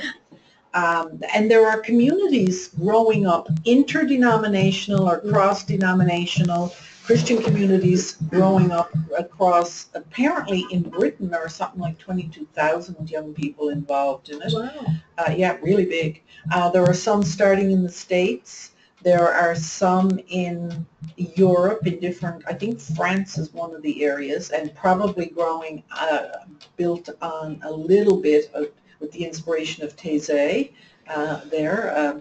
But these are communities where people sometimes come together and share a common living place, depending upon where it is they are. Like, I know that the Bishop Jeff Peddle here has a dream of taking the Anglican, the house that's there down by the Anglican Cathedral, the stony one, and turning it into a place where young people can go to live for a year or two in Christian community and experience this new monasticism, which basically means that they come together for practices such as hospitality, so their house would be open to others, welcoming strangers, because it's right downtown, the heart of everything. Living simply in the house, which means they share common meals, common everything, and they could go out and work and do or study or whatever it is, but that they live their lives together there, and then caring for the earth. And within that, there's prayer, and the one that generally, because it's monasticism, it's the daily prayer of the church, like we sort of, some version thereof that we share here, and the liturgical year and commitment to local whatever they find there. Like if you were living downtown in St. John's, what would you think would be some of the things you would be immediately seeing as areas that needed your attention? Just from walking the streets, what would you see? Homelessness. Homelessness, a big one. Addiction is a big one. Pardon? Addiction. Addiction is a huge one. And mental health. Mental illness is a huge one. Women. Those, yeah, I was just about to say, those girls that work on Longs Hill there, we see the wife walk up and down there sometimes. Yep. It's a sin. Like, it's an Yeah. absolute sin what those poor What girls got to go are through. subjected to. Yeah, Okay. horrible. Yeah. And it's like, that's in our neighborhood, Yeah. right? It's like, it's right And there. we ignore. We just We don't overlook see it. it. We don't. We do not see it. Mm. We, you know, and I'm not saying we're good or we're bad. I'm just saying it's a fact. We don't see what's right around us sometimes. Okay? So these are people who want to then to live in be the church in the neighborhood, to shape their common life and witnesses where they live, with and for the community, not just creating new Christian communities. They're finding a new way to be society, to be community. So, and again, it's for a short period of time. There are some there's on the justice part of it, there's a community in Washington, D.C. that Jim Wallace, who runs a movement, I'll call it for want of a better word, using what McLaren sees as movement, a social justice thing, and where there's so many black people who are the victims of society in and around the Washington, D.C. area. Every year he takes in, I'm going to say, I think it's 18 or 20 interns who can go and live for a year, live and work for a year or 2 years down there in those communities, and they live together, pray together, eat together, and they all go off and do whatever it is they do, but they're a sign and a presence, and they work for justice as well. So, I mean, there are communities round and about. There are, and he's been doing it for a long time. There are some that are somewhere between the new monasticism and the old monasticism, in that, and I've seen it with the Society of St. John the Evangelist, the sisters, or St. John the Divine, Anglican sisters who live in just outside Toronto, who are willing to take people who want to just go and live with them for a year. It's not to stay with them, but it's just to be formed. And again, there are different spaces and places. So that's the old monastic model, saying we know we have something that we can share with you. We're not looking for you to be part of us. We're not looking for a commitment, but we'd be happy to share with you our way of being and our way of praying. And if that helps you, fine. Wallace, who takes and says, do this. The Archbishop of Canterbury passed, I think it was Rowan Williams, who started a big thing with the Anglicans looking at this new monasticism. Anyway, it's really interesting. It is. I just was the first time that I heard of it when we read this chapter. It's interesting. I just I like ordered the in idea. a couple of books that should be here within the next week that look at that, and I'm not to say read them, but you might want to pick them up and look at a few chapters or something. Anyway, so that's one thing. And I was again taking my step back, saying, you know, once again, God is doing the new thing. He's not reinventing the old. He's not putting patches on stuff. It's not like Jesus talks about putting the patches on the old wineskins. Yeah. He's saying, flick them out, will you? They're no good. Get some new wineskins.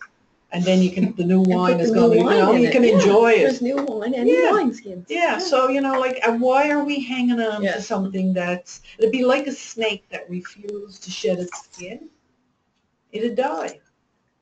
Because in order for a new skin to drop, actually, that's a really good analogy. Never thought about it for a second. As for a snake to live and to grow and to thrive, it has to totally shed its skin and become completely vulnerable until the new skin grows. And it doesn't just happen once in its life; it happens annually. Annually. I think it's annually. Wow. I'm pretty sure. Something like that. Yeah. Often, anyway. Really, because it doesn't, it's the kind of a skin that doesn't, Yeah. it's the kind of skin that doesn't, like ours sort of renews itself, but with the snake skin, the whole thing dies. And if it gets, you know, torn or anything, it doesn't repair. So ultimately, it has to regrow. That's a really neat analogy. Okay.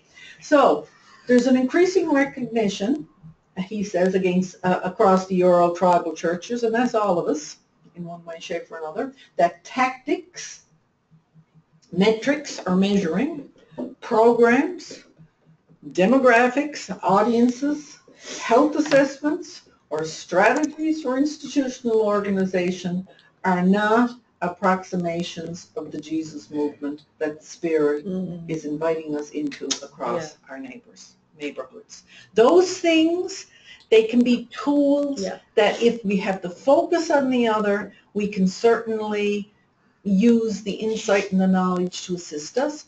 But when we use those things and focus totally on us so that we are this wonderful community, we are this wonderful Pentecostal assembly, we are this wonderful Anglican or Roman Catholic or United Church, we've got mistaken. It's like the little kid who buys all the outfit for hockey and is afraid to go to a hockey practice. Just wants to dress up and look like it. But he got it all, he can take the picture. But he's not going to go out and find out if he's any good, not going to get any skills, won't make a commitment to the team, but by God, he wants to look good. You know? Maybe that's, if we just do this stuff here, we're like the kid dressing up in the hockey stuff, and we're never playing the game. But do we look good? Do we look good? Okay. The challenge, I think. Yeah. The challenge, I think, is when the means becomes the end. Exactly. And that probably sums up what's been happening. Yeah. Isn't it amazing that we didn't see that, though, before now? Yeah. Maybe because we thought we were successful and the numbers weren't going down, that the Spirit of God wasn't saying, wake up, will you? Yeah.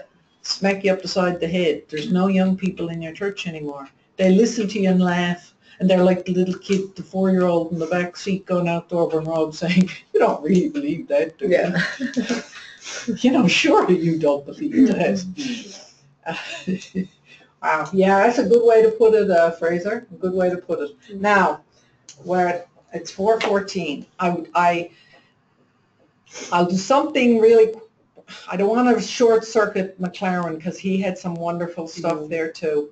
I'll have to find a way next time around, but I'll take a look at this very fast as I look over chapter 2. And here's where I was going to go with each of these bits and pieces. What are some of the key, because I just got you to focus on one part of the books, but the next piece is, so if you look at McLaren, let's now do this, and then I am going to read the gospel for the coming Sunday. No matter what, I'm going to read that, and we are going to say, in light of what we've heard, what do we hear now? So just take a look at this. This is instead of each one, this is sort of a real quick summary of what that, chapter was about.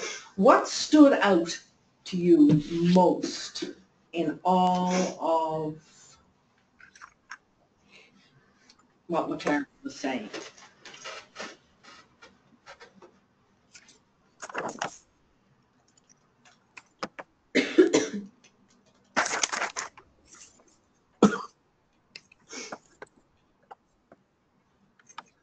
For me, it's the system of beliefs versus the way of life.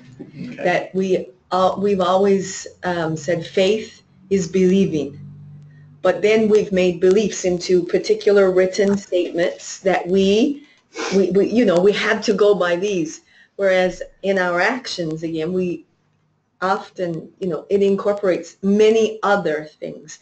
So we can change our beliefs according to that conviction of what faith really is. Now, if you were to say that, just stop and think. And this is why we have places like universities and colleges. No, and this is important.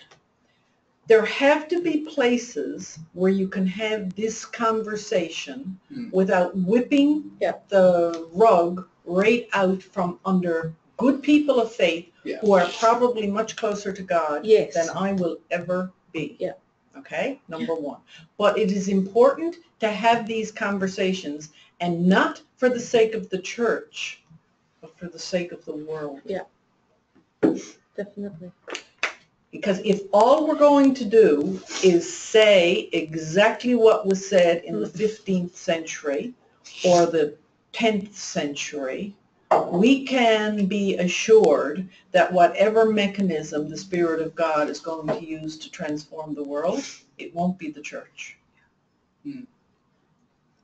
It'd be just like we went out and boarded her up. Because sometimes that's what we do when we make that, you must believe, and you must believe this, this way, and this is what it means. I think it's a huge tension just because like he likened it to science, and I don't know, maybe I'm more like those people in the church. I don't know. I had a hard time with this chapter because he brings in science, and I was like, okay, that's fair. We should be evolving. We should be changing. But at the same time, science looks just at what's in front of you, like what you're experimenting on. There's no higher power. There's no morality to science. And then he says it's all about, what was it, a way of life? Is that how he words it? Rather than a system of beliefs? I'm like, okay, that's fair, but I think and in this case study, I think he lets his reality inform the Bible instead of the Bible inform his reality, and I think that's a huge problem. And I wrestled with that. I was like, I don't know. Like, I don't know. I really, like, it shook me. I was like, I don't know if I agree with him. I am really glad you're articulating this, and I'm really glad you, as a young believer, are articulating this. Because what it says is that the tension is not just for the older generation. It's not just between them that are saved and sanctified and the holy unwashed masses. I mean, no, I'm putting it that way, but I'm serious about this. The fact of the matter is this tension is inside us. This tension is inside us. I remember at SPM, I remember Sylvia was sitting right there, down there close to where that laptop is, and I was sitting up here, and I was talking about something or other, and I was saying how grateful I was that there were way back, like, say, 10 billion years ago or 4 billion years ago, these organisms that were able, through the use of sunlight, to dissolve rock and nurture themselves, and because of that, I can have calcium in my bones today. And Sylvia was right there, and she looked up at me and she said, Carmel, you don't really believe that, do you? And I was really glad she asked me, and I said, oh, yes, I do. And do I believe that God created the universe? Yes. Do I know how God created the universe? Science comes close to telling me some of it. Not all of it. Not all of it. There is a truth in me and in you. There's a truth in a flower that goes beyond the chemical description or analysis and biology of it. There is a beauty that science can't name. But there is a beauty in science too. And I like the way you put it, does life inform belief, as particularly the Bible, or does the Bible inform life? How about if instead of that question, and it's a legitimate question that comes from our church and our structures that have brought us to a place where we are today, but how about we ask this question? I'm not putting that one aside. What would happen if instead of me informing what I see, or that informing me, how about if we sat down and had a conversation?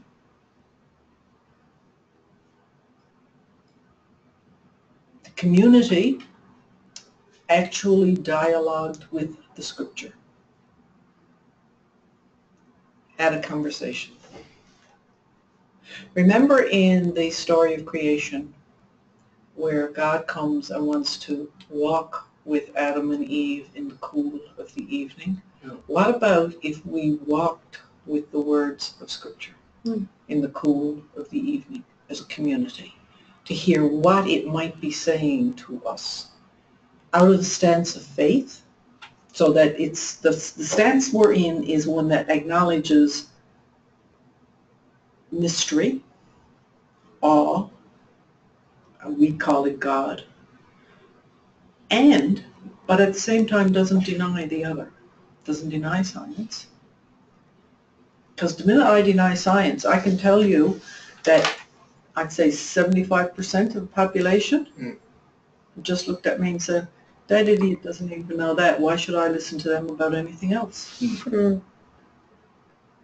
Be like me, and this is a real giveaway, saying, why would I sit and listen for hours to Donald Trump about anything? Because I think he's a goddamn idiot.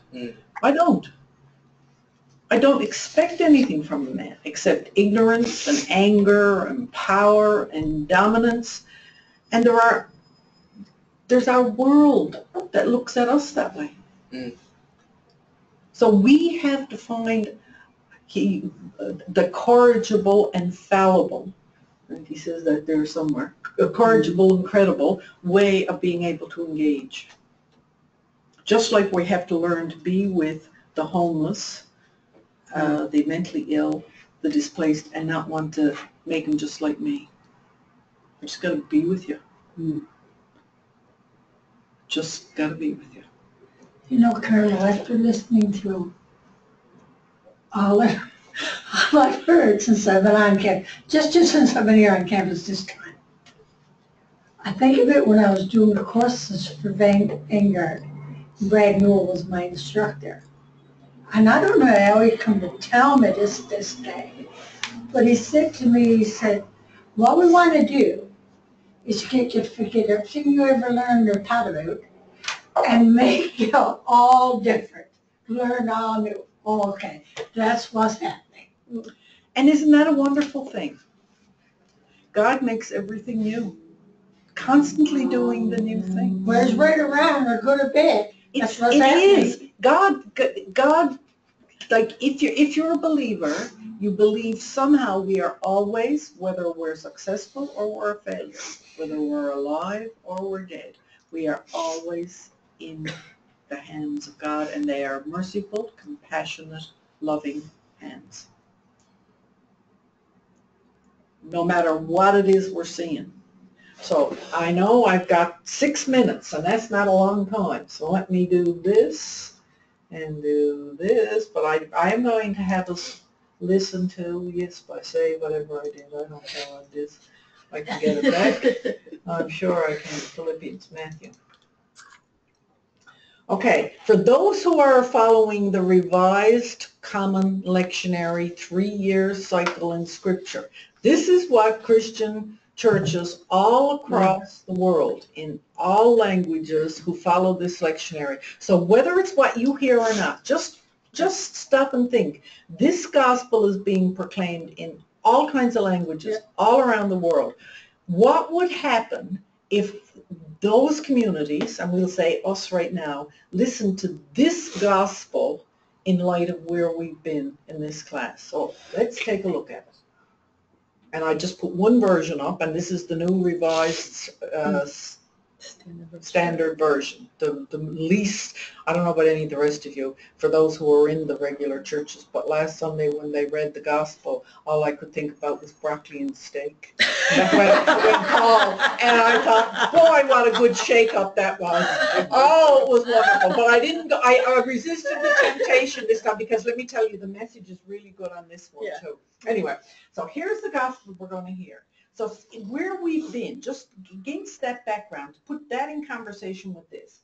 For the kingdom of heaven is like a landowner who went out early in the morning to hire laborers for his vineyard. After agreeing with the laborers for the usual daily wage, he sent them into his vineyard. When he went out about 9 o'clock, he saw others standing idle in the marketplace and said to them, "You also go into the vineyard, and I will pay you whatever is right." So they went. When he went out again about noon and about 3 o'clock, he did the same. And about 5 o'clock, he went out and found others standing around, and he said to them, "Why are you standing here idle, all day. They said to him, because no one has hired us. He said to them, you also go into the vineyard. When evening came, the owner of the vineyard said to his manager, call the laborers, give them their pay, beginning with the last and going to the first. When those hired about 5 o'clock came, each of them received the usual daily wage. Now when the first came, they thought they'd receive more, but each of them also received the usual daily wage.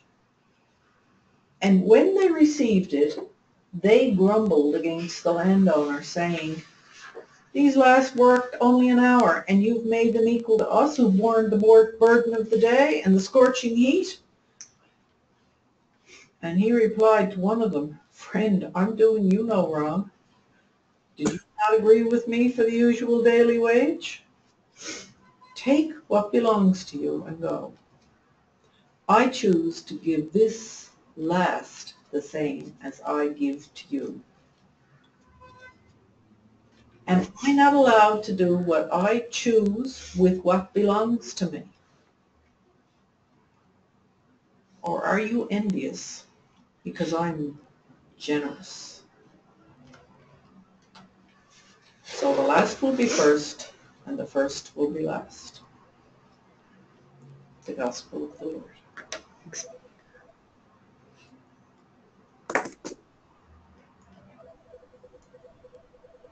In our way of thinking, it don't seem fair, do it?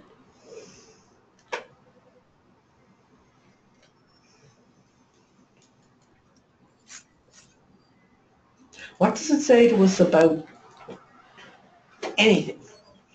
That's the big message you're hearing. Anyone? Just your own first, and then we put it with the writers.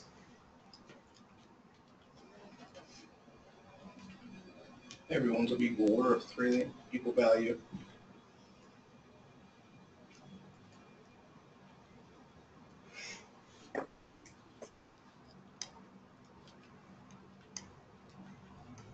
Fraser, anything?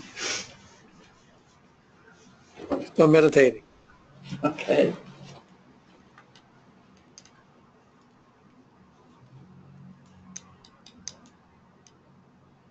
Tell you what hits me is that God's going to be generous no matter what.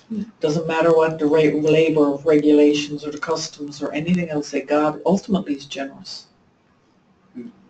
We're not going to constrain God. Make God smaller by making God like us.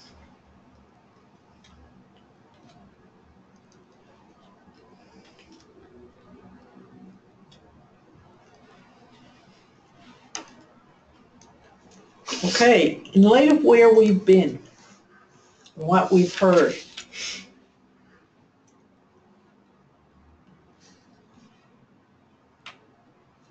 what's the message for the church?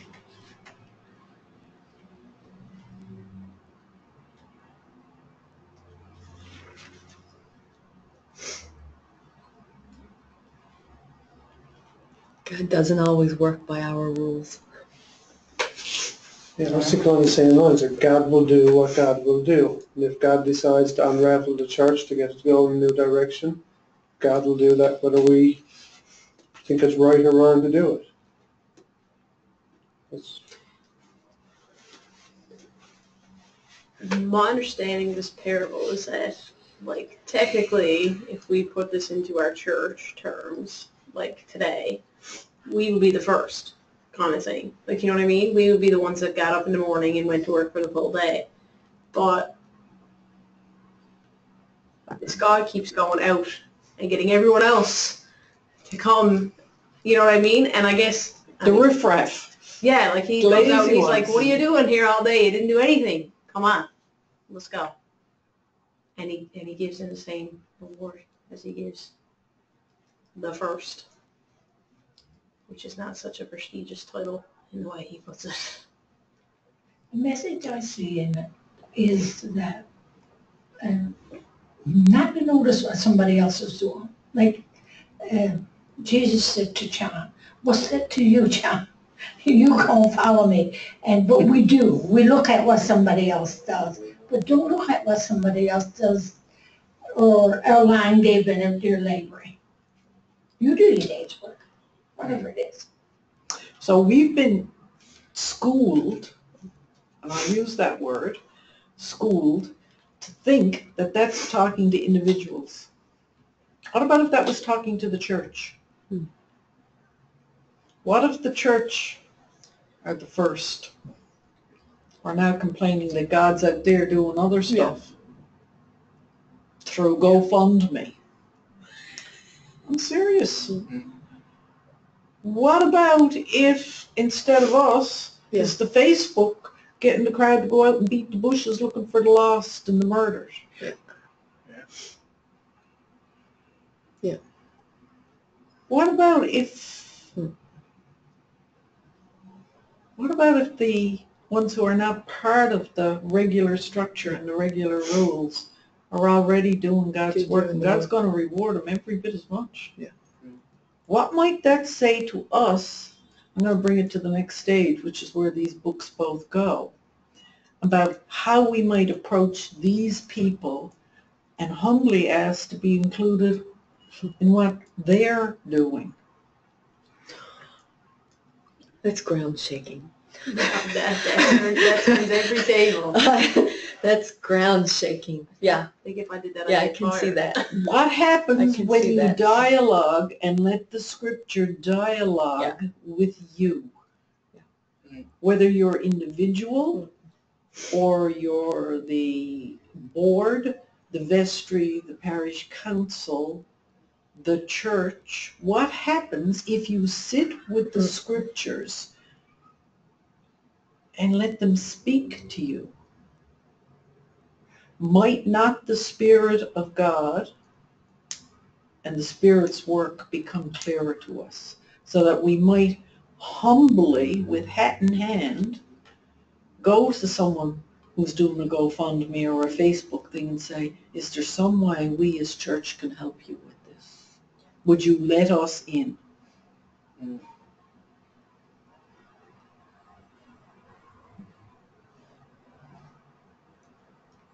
Okay.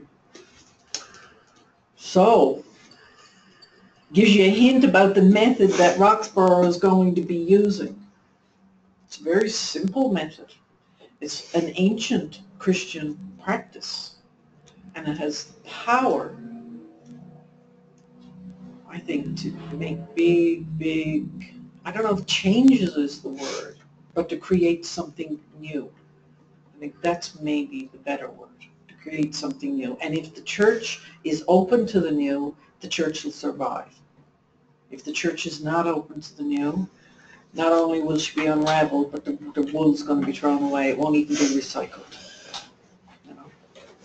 Okay, chapter 3 coming up next in both books. I'll send you this. And what else? I'll put out, and again, Fraser and Paulette, who's not here right now, but both of them will get first choice just because they're not here. This is where the last or the absent are going to be first. And I'll give you a chance to sign up. I'll stick it on the board outside my office door when you want to put your presentations for your things in, so you do get a chance.